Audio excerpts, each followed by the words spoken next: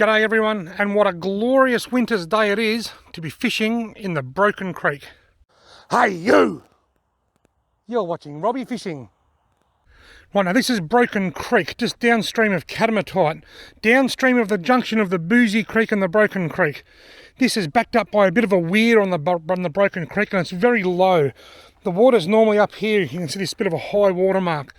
I don't like fishing over here when the water's not flowing very well like this, but I'm here now, so I'll give it a shot. I've got two rods here. They've both got running sinker rigs already on them, so I'm going to put a couple of worms on each rod and just give it a couple of hours and see if I can catch a fish in the Broken Creek that's not flowing very well. Well, I've just baited up both rods, 2 janjuck worms on each rod. Right, I know, I'll put one just out in the middle here. Oh, that's in deeper than I thought. It's got a good couple of feet of water.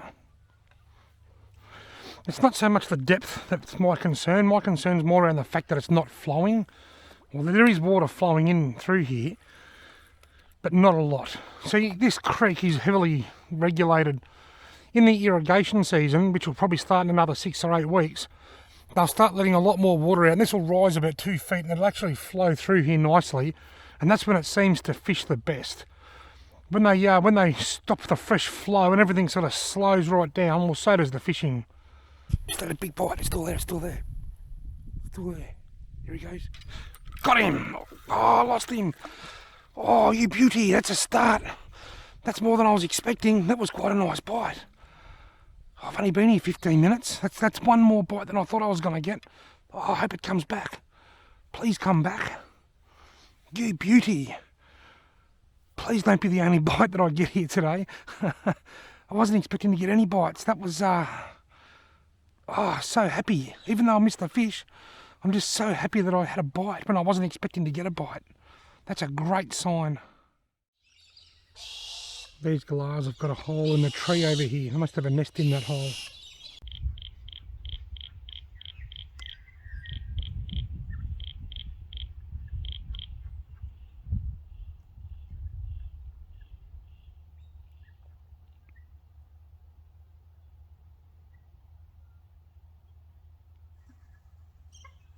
Yeah, my nibbler's back. Gonna get him this time. Come on, take it, he's taking it.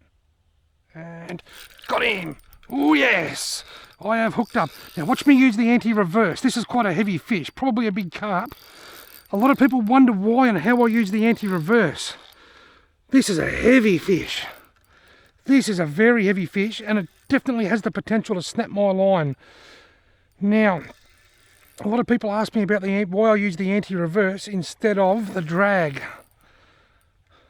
I like to be in full control, and the anti-reverse allows me to be in full control. I've got a little bit of drag there, but you can see now I'm reeling that backwards a little bit, just to let it have a swim.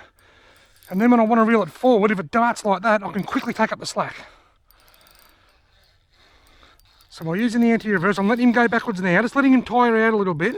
I reel him in when I want to, but then when he gives an almighty kick and goes the other direction, this is a very heavy fish. This is quite a big carp fish. There's a lot of weight in this fish, although that or he's hooked in the back. Then he just made a quick dash. Then my natural reaction, even now, just let him, I'm reeling the line backwards a little bit. Some people prefer the drag. I prefer the anti-reverse. Now there's an even tension right there. If he kicks, I can reel back a little bit and take up that power, or I can turn the reel forward to reel it in. I'm looking forward to seeing the size of this fish because it feels very, there it is. It's not an overly big carp. It looks like it's maybe not even 60 centimetres. It's just got a lot of energy. Oh no, it's bigger than that. No, it's a 60. It's a 60 model. But folks, that is why I use the anti-reverse. You can see me there. Even right now, I'm just reeling it backwards a bit. I'm in control. If I use the drag, I've got the drag there now. He's in control. He's pulling line from the drag there now. I'm at a point where I don't want him to take any line, so I've got to put my finger on the spool to stop him taking that line off the drag. I'd rather tighten the drag up a bit, still have it loose enough that he can still pull drag, but rely more on the anti-reverse. Now this is probably a 10 or more pound carp, and I'm only using 6 pound line. I'm tiring him out. I'm in control. if he suddenly has a burst of energy and just goes bang and takes off, I'll reel backwards like that to take that energy out so that it doesn't break the line. So I'm reeling backwards now. Now I'm not reeling at all, I'm keeping an even tension. When he's a bit lazy, like now, I'll start reeling him in. When he starts putting too much tension on and he has a burst of energy, I'll reel backwards a little bit. There he goes. I'll just let him have a bit of a spin by reeling backwards and letting him wear out. The anti-reverse and the drag are both pretty much the same thing. It's like one's automatic, it's like driving an automatic or a manual. The drag's more like an automatic, it does it all for you. But I prefer to use my anti-reverse. When I was a kid, this was most of my fishing, carp fishing in the 1 Mile Creek in Wangaratta, and we just used the anti-reverse, or I used it all the time naturally, and now I've stuck with it. When I called this carp before at 60, so I had 50 centimetres, but I'm thinking more along the lines of 65 now. Now that he's starting to wear out, I'll find my net. He's pulling a little bit of drag there because I've got my finger on the spool. I've got it set so that he can pull drag, but I prefer the anti-reverse. So I have my drag reasonably tight. If he gave an almighty lunge now, with my drag settings, he would snap. But even there, put my finger on my spool and let him take a bit of line out. Right, they're starting to wear out. That's a big carp. This is the biggest one I've caught for quite a long time. Big. As soon as I hooked it, I felt it was a big fish.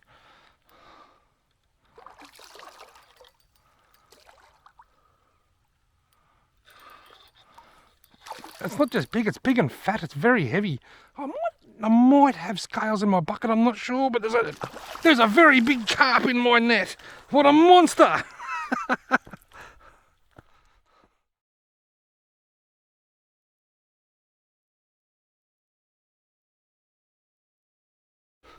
Right, now I've got a couple of photos. I'm guessing probably 62 or 63, but very fat. 64. 64 centimetres, maybe 63. We'll go 63 and a half centimetres, but very fat. I think I have got some scales on this. I've got some scales on these fish grips. I'll see how that goes. He is, there's 10, there's 8. He's just on 10 pound. About, yeah, he's right on. You can't quite see the 10. He's about 9.5 to 10 pound. 9.5 to 10 pound carp out of the system. Yeah, beauty, I better go and put it to sleep and then get my line back in and see if I can catch another one. That was fun. I'm going to put my line back in. That's the running sinker rig, and it runs to about 20 to 25 centimetres from the hook. A really small hook, I don't know what size it is, similar size to my thumbnail. 2 Jan-Jack worms. Now I hope that I was able to explain why I use the anti-reverse then, because I do get that question quite often. Some people don't know why reels even have an anti-reverse. Not many people use it these days. It is something that was quite common when I was growing up, and I think it's also quite common over in Britain with the carp anglers. So hopefully I was able to explain to you all why I prefer it just then and give you a bit of a demonstration. I just caught a 10 pound carp on 6 pound line without it breaking the line, putting most of my faith in the anti-reverse. Awesome. Another bite here, come on, take it. Still there, he's still there. Got him, another one. Not as big as the last one. Might be a yellowbelly, is it? Is this a yellowbelly? Please tell me that's a yellowbelly. I'm sure I saw a black tail there then. If it's a yellow, it's a legal one because it doesn't feel too bad. It is a lovely yellowbelly. Oh. Ha ha! You ripper! Oh, yes. That makes me happy. I might just put him in the net just to be on the safe side. A huge carp and now a lovely yellowbelly. Oh, both in about the space of about 5 minutes. You know, my instincts told me to come to this spot. I've said so many times, you've got to follow your instincts. I went downstream and looked for a few other places, and I went upstream and I saw it wasn't flowing. I was going to go somewhere else, but my instincts were telling me to come to this spot, and I am glad I did, because that is a lovely size yellowbelly for the plate, and I couldn't be happier. Let's get it out of the net and have a quick look. I think it might be hooked quite deep, which is always a problem when you're using a running sinker rig. But as it's a nice size fish and it's a legal size fish, I'm going to keep it anyway. Actually, it's not hooked all that bad. I could release it if I wanted to, but you know what? I think I might give this one to my dad. I think Dad's due for a feed of yellowbelly, and that's probably about, I'll measure it, the minimum size I think is 35, but a 35 centimetre, I reckon that's about 38 or 39. Let's get a quick measurement and a photo. You ripper, I'm so happy. I reckon that's a good 39, 38, 39, I reckon. Well, no, not as big as I thought. 37 centimetres. He will do. You beauty.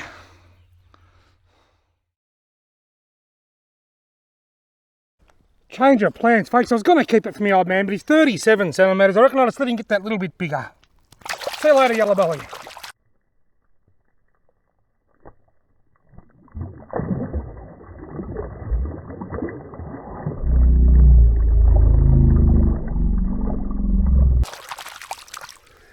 He's comfortably legal, but I reckon if I can catch him next year, he might just be a bit nicer fish. And with a bit of luck, a bigger one might come along. I'm just so happy. A couple more worms and put my line back in again. Wow, so happy. I was going to keep that fish, but I'm actually glad now that I didn't. I know my dad would love, I was going to keep it for my dad, and I know he'd love a feed of fresh yellowbelly. He hasn't eaten a feed of fresh fish since probably autumn. Folks, stop the press. I made a mistake. I said before that the minimum legal size for a yellowbelly was 35 centimetres. Well, it makes sense to me to be 35 centimetres. I've just had a look on the Victorian Fishing app. It's actually only 30 centimetres. I quoted somewhere recently that it was 35 centimetres as well. I think that might have been on Greg Vinyl's Australian Lure Fishing podcast. I think I said it was 35 centimetres. I was wrong there as well. At the moment, the legal size for a yellowbelly in Victoria is 30 centimetres. I think 30 centimetres is a bit small. I think 35 centimetres is a better size golden perch. But in saying that, I do realise that in some places they don't have as much growing potential, and yellowbelly can be a bit like redfin in that once there's too many, they can become a little bit stunted and they might struggle to get to that 35 centimetres. So I understand needing a 30 centimetre size limit in some places, and it's hard to have rules for some places and not others. But in a place like this where there's not they're not overly abundant, it's not thick with them, you don't catch 20 at a time, I think 35 centimetres is probably a better size limit. Right on this other rod now. Come on. Got him. That's got to be a carp by the fight and the weight. Right, flick the anti-reverse back in again. I just pulled this other rod in. I haven't had a bite for a while. Well, this is heavy. There's a carpio. I just pulled this one in. I haven't had a bite for a little while. I pulled it in and I thought, oh, well, I moved this other one, and I was looking at it thinking, well, I moved this one as well, and then I noticed I had a nibble just while I was looking at it. I just happened to be in position and ready to strike. Yeah, this isn't nearly as big as the first one. I'm still using the anti-reverse. I love my anti-reverse. Oh! Should have been using the drag. There couldn't possibly be a worse time for a fish to break my line than right now, and I'm telling you how awesome the anti-reverse is. The anti-reverse is great. It's so much better than the drag, snap. That couldn't have come at a worse time. I kid you not, I probably have my line snapped by carp once or twice a year, and it had to happen right when I was telling you how amazing the anti-reverse is.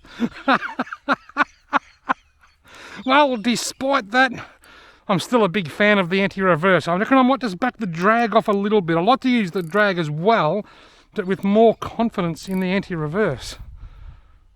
Embarrassing much? Right, now I'm re-rigged and ready to go.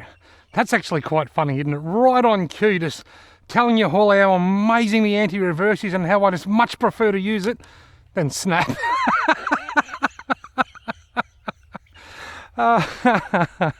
Now hopefully another one comes on, so I've got another chance to show you. I know what I reckon it is, and this is the honest truth. I'll take my camera off. See that green line there? That's Maxima Ultra Green, 6 pound. And I've been using it for years. But when I spooled this up, they didn't have any, so I bought a different line. It's Plattall, 5 pound. That's 5 pound as opposed to 6 pound, but it's not just the 1 pound difference. I'm using different line, and I think I just know the limits with that line, and I reckon that's because of I'm using a different line that I'm not as familiar with. That's why that line snapped. It wasn't the anti-reverse. Not a chance. No hope. No way. No, never. There's a water rat over there next to that stump.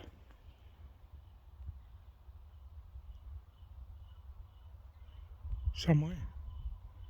Oh, is there on the other side? There he is, look. He's gone back under.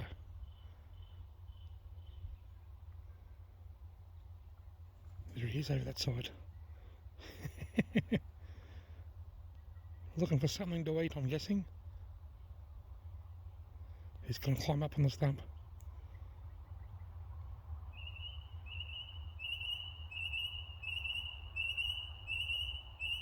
Here he goes.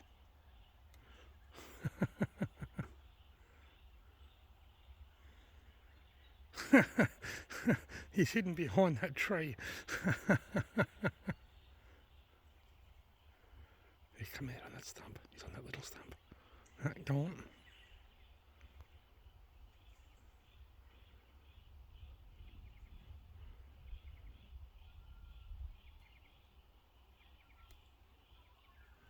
Where'd it go?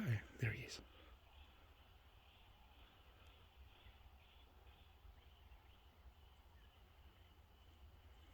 Oh look, there he is.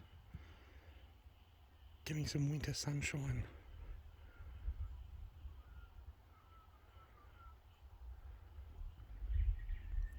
That's so cool. Yeah, here we go, come on, another one. Nice bite. Still there, he's pulling. And got him! Oh yes, this has got to be another carp, I reckon. If it's a yellow, it's a nice one, but I think it feels too big to be a yellowbelly. See if I can give you a slightly better example of how to use the anti-reverse. It's definitely a carp. I've got a little bit of drag on here, but I'm still relying heavily on the anti-reverse, despite an earlier mishap. Not as big as the first big monster that I caught. Is that a mirror carp? Oh no, it's just a big fat carp. I'm using the anti-reverse quite a lot there. You probably didn't see it, but when that fish swam all the way back out there, I was turning the handle backwards and allowing it to swim. Yeah, this has got a bit of length, but not nearly as much fat as that first one. Actually, not as long either, I don't think. This is the best day's fishing that I've had for a long time. It's been a really tough winter this year.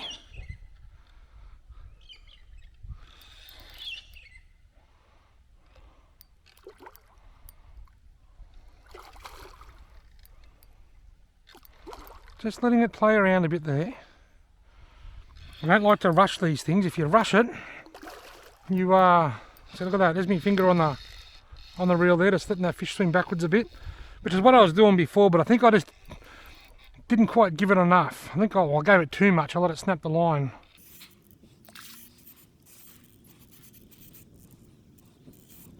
So now it's getting really close to those snags. I can give it more. I can I'm not give it as much freedom. I increase the risk of the line snapping, but that's going to happen with the drag anyway. It's going to go into the snags, or I've got to tighten the drag more than I want to. So it's the same thing. The anti-reverse and the drag are pretty much the same thing.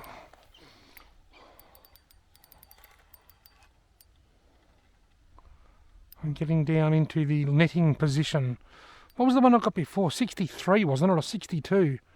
All I remember, I weighed it and it was 10 pound. I don't reckon this is as heavy. Just got to keep my eye on this other line here in case it gets yanked in. I'm heading off shortly. I'm taking the long way home because I want to do a bit of exploring and look at a couple of places on the way home rather than just going straight from A to B. So I'd love to stay because I'm having so much fun.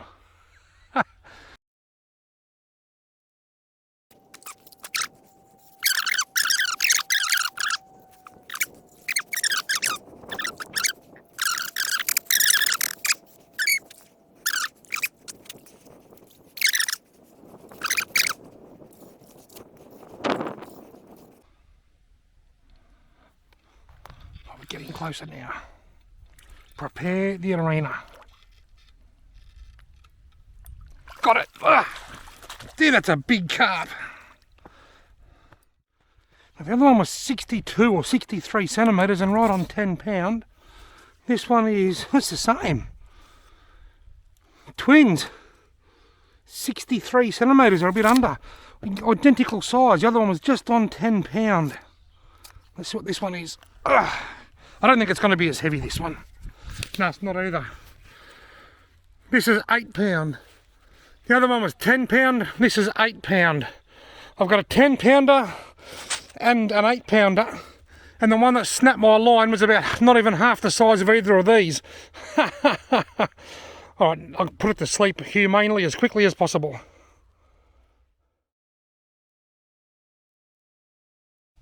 Well, I'm not putting that line back in, I'm packing up now.